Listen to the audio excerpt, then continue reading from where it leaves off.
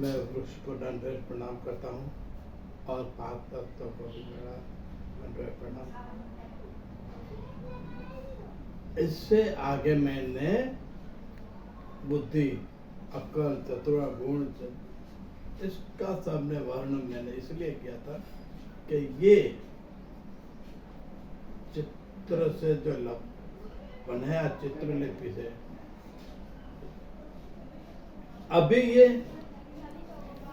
चित्रलिपि था, इसलिए चित्रलिपि मैंने बताई कि देखा जाए तो चित्रलिपि में सिर्फ चित्र बनाकर उस चित्र को रूप देकर ये सामने रखा, इसका महिमा भी हुआ, बहुत हुआ। चित्रकार अपनी बुद्धि से, अपने सोच से ये बनाया, इतना अच्छा बनाया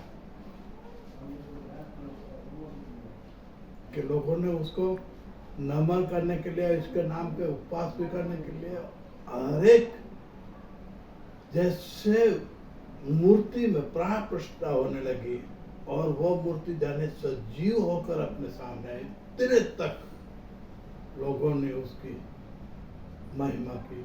तो ये मूर्ति बनाने वाले की भी महिमा है बिल्कुल। कोई इनके अलावा जो गीत गाते हैं सुर में, उनकी आरती है, पूजा है, जो जो इनका गुण गाते हैं, जो जो इनका सुर में अच्छी अच्छी गजल, कविता, जहाँ न पहुंचे रवि वहाँ, ये बोलते हैं जहाँ पहुंचे रवि वहाँ कवि पहुंच जाता है। तो कवि की कल्पना भी इतनी मशहूर हो, इतना वो हो गई कि कवि चाहे किसी तरह की उनकी महिमा इतनी अच्छी कर देता। तो ये भी चित्र में चार चांद लगा देते हैं।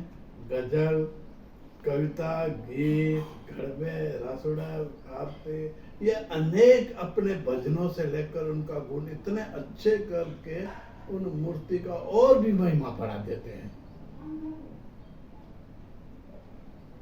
कहते हैं ना कि फूल लेने वाले फूल को ले सकेंगे, लेकिन उसकी खुशबू जो अंदर महक अच्छी आती है, खुशबू अच्छी आती है, वो इनको खरीद नहीं सकती। वो फूलों से अलग कैसे करेंगे? जैसे फूल अपना मुरझा गए, फिर चला गया, फिर ये फूल के अंदर वो खुशबू रिटर्न नहीं जाएगी। इसी तरह चित्र जो इंसान के मगज में आ गया, वो पूजा के लिए जो सामने रखा, वो अति प्रिय बन गया लोगों के अंदर, इतना प्रिय बन गया। जहाँ जहाँ जिस जगह पे, जिस एरिया के, जिस बॉर्डर के था, वहीं पे ही इसका सम्मान, इज्जत, मान और उसकी अर्चना, पूजा, जाने पूर्व जो जाप करते थे उसको पूजा बोला हूँ। मैंने कभी किसी को भी पेड़ से भी पूछा कि नहीं, नाती जाति भेदभाव धर्म नहीं है, फिर भी लोग जो भी माने उनको कुछ कह नहीं सकता। तो ये चित्र बनाने के बाद भी इसमें बहुत सी चीजें ऐसे, बहुत से ऐसे पात्र है, बहुत से ऐसे है जो आज तक इनमें पूर्णवती नहीं कर सकते। किस लिए नहीं कर सकते? कि ये बात छोटी नहीं, बहुत बढ़िया है।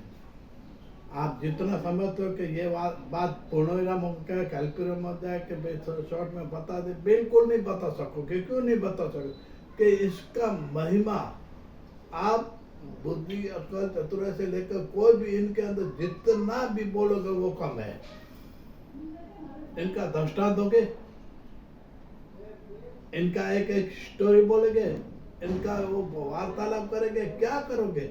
आप जितना बुद्धि के लेवल पे जाओगे, इतनी बढ़ती जाएगी, इतनी सालों, हजारों सालों से लेकर कहीं तक हुई।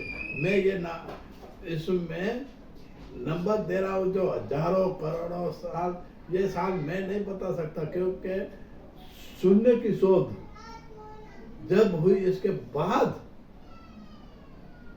गिनती का और संख्या की हो गई शुरुआत। तो ये मैं खाली अंदाज बता रहा हूँ कि इतने दिन में ये हुआ था। इसके बाद मैं शक्ति की महिमा बता कि ये बुद्धि के बाद शक्ति की चित्रलेखा में ये शक्ति का किस तरह रूपांतर देता है और शक्ति का किस तरह ये चित्र बनाकर अपने सामने रखता है। अभी ये देखने की बहुत अच्छी बात है।